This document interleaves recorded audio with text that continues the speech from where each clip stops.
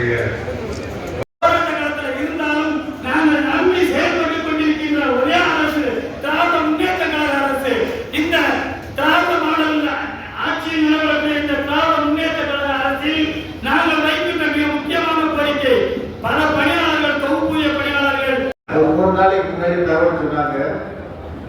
நான் அமைச்சர்கிட்ட கேட்டேன், நான் அந்த ரேட்சி கண்டிப்பா வர்றேன் வந்து சிறப்பிங்கன்னு சொன்னாரு. அதே மாதிரி இன்னைக்கு காலையில் கிளம்பி வந்தாரு. மணி 1:30 இங்கே 1 மணிக்கு நிகழ்ச்சி. தமிழ்நாடு முழுவதிலிருந்து இன்னைக்கு கூட்டத்தில் கலந்துருக்கீங்க. ஐம்பது விழா நிகழ்ச்சி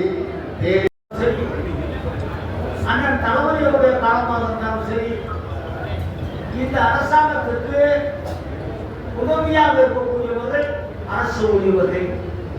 இந்த அரசு ஊழியர்கள் எங்களுக்கு உதவியாக இருப்பதை நம்முடைய முதலமைச்சர் அவர்கள் இன்றைக்கு உங்கள் மத்தியில நன்றி உணர்வோடு தான் இருந்து கொண்டிருக்கிறார்கள்.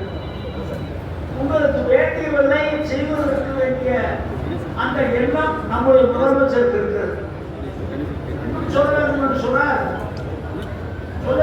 சொன்னார் இங்க இருக்கிற அரசு ஊழியர்கள் பல துறையில வேலை செய்கிறீர்கள்.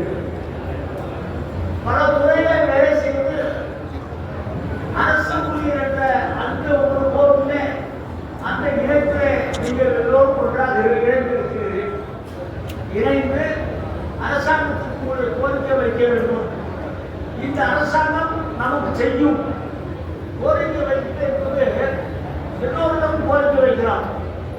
வைக்கிற நேரத்தில் இந்த அரசாங்கம் அதற்கு செவி கொடுத்து கேட்போம் செய்யும் என்ற அந்த நம்பிக்கை இருக்கிற காரணத்தால் தான் இன்னைக்கு நிறைய கோரிக்கை இருந்தால் கூட 3 கோரிக்கை மட்டும் சுருக்கமாக கொடுத்திருக்கிறார்கள். இந்த பழைய ஓய்வு திட்டம் இது எல்லோருமே கேட்டுக்கொண்டிருக்கிற பழைய ஓய்வு திட்டம் அமல்படுத்த வேண்டும் என்று சொல்லி நீங்கள் எல்லோரும் கேட்டுக்கொண்டிருக்கிறீர்கள்.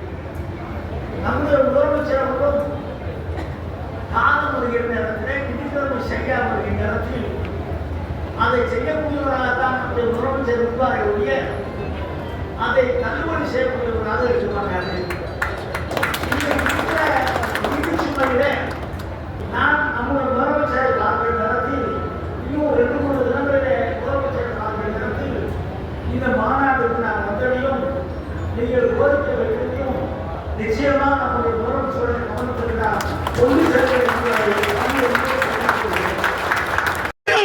முன்னிலையில் எங்கள் மனதில் நீங்க இடம்பெற்று நிலைத்து நிற்கக்கூடிய மாண்புமிகு பேரிடர் மேலாண்மை துறை அமைச்சர் அவர்களுக்கு இங்கு வருகை புரிந்து சிறப்புரையாற்றிய மாநில மையம் சார்பாகவும் மாவட்ட மையம் சார்பாகவும் உங்களுக்கு வந்து சிறப்புரையாற்றுவேன் என்று நேற்று உறுதியளித்த அடிப்படையில் இங்கு வந்து அனைவர் சார்பாக வருகை வந்துள்ளார்.